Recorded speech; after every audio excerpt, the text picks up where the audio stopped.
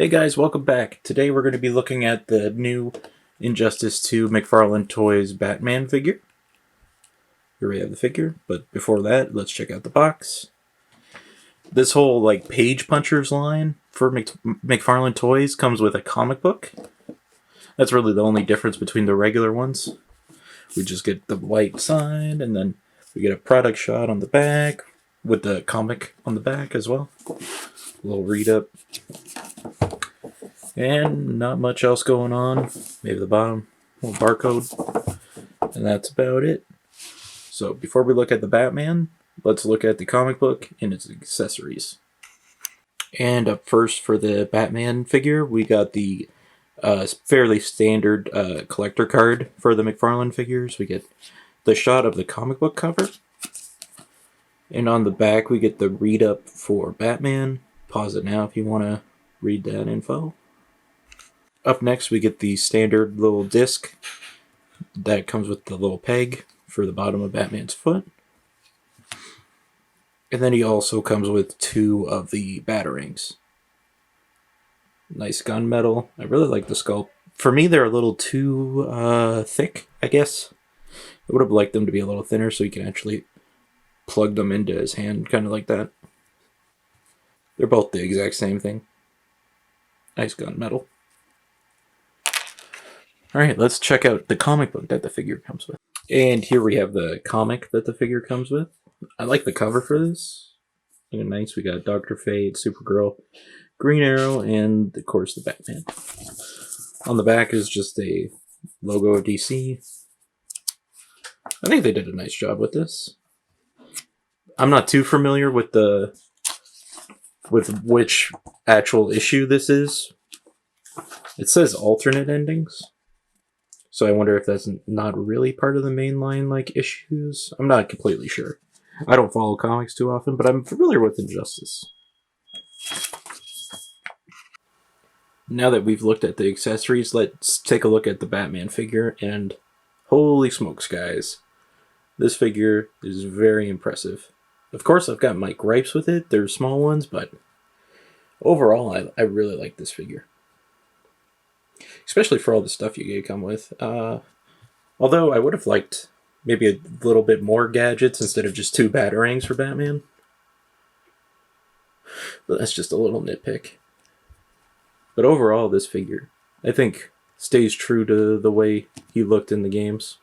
And in the comics as well. Starting off, though, with his cape. Nice soft plastic. Gotta love it when they do a soft plastic for Batman's cape. Doesn't hinder him much. Looking at the head here, you can look up that much, down that much. We do get some head tilting. You can go full 360. His arms, you can get him to do that much of a T-pose.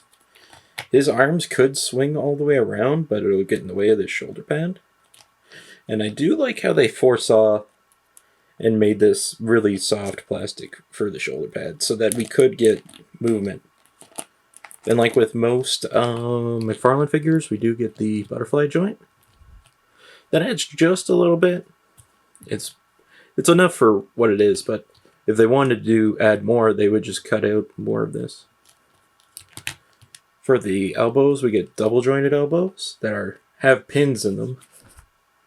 Would have been nice to have these be pinless, or at least colored on each end, so that they could actually match. So that it was a dark gray and then a light gray. His fists on both hands will spin around full 360. They both hinge up and down. On his right arm, we get a closed-fisted hand, and on the other arm, we get a open-fisted hand, so that if you wanted, you could try and squeeze. I have tried, actually, to squeeze the batarangs in there, but man, does that not work out. A little difficult. And for the chest, this is where it becomes really frustrating for me. Almost zero. Well, it is zero crunch forward. Back, we get more, but that being able to crunch forward would have been great to have him in sort of a dynamic jumping pose. For the diaphragm pivot, he does go like that. You could spin him all the way around, but I'm not going to do that. For his legs, we could get our Batman to do the splits. Can he kick himself in the butt with those double jointed knees? No, he can't. Can't quite kick himself in the butt with the double joints. We get the full spin around for the ankles. They do hinge up and down. And of course, we get the weird McFarlane ankle pivots. Alright. So that's going to be it for the articulation on this. But I just wanted to show off this figure some more. Because man, does he look sweet. I don't know if you guys can tell this on camera, but he's got these like little speckles from the paint and like the metallic throughout the whole figure. I really like the black and the gray gunmetals that they used. And of course, the bat belt, the utility belt, I mean, goes all the way around. Nice gold. Little sculpt on there, little bat logo. Of course, he's got his bat underpants. You wear them on the outside, not on the inside. I do wish that the bat logo might have been black or something to make it stand out a little bit more than it does. The head sculpt looks very nice. He kind of has Michael Keaton vibes a little bit with it going on his chin like that. Or Val Kilmer, maybe, actually. Huh. Okay. That's going to be it for the figure himself. So let's get some measurements and compare him to some other figures.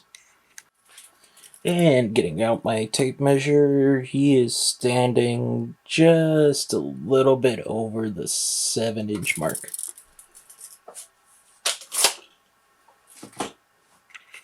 And here we have the Injustice 2 Batman next to the only two other Injustice figures that I have, and that's the Green Arrow figure, which I've already done a review on, and the Dr. Fate figure, which will be coming probably next week. Look for it on Saturday or Sunday of next week. But for the Green Arrow, this is my only gripe for the Green Arrow. He is too tall. The Batman, I feel like either they should have sized up the Batman a little bit or brought down the Green Arrow. Let me know what you guys think, though. Okay. And here we have Batman next to the Retro Card Series Spider-Man figure, standing at least another head taller than him. Well, guys, that's going to do it for me on this video. Let me know down in the comments how you think they're doing with these new page punchers. I kind of like them. I might check out the comic. Typically, I don't go after like comic book issues themselves. I usually wait until they're in like the graphic novel style. But yeah, let me know in the comments. And as always, please if you enjoyed, please leave a like and subscribe for more of my figure reviews. Until then, see you guys later.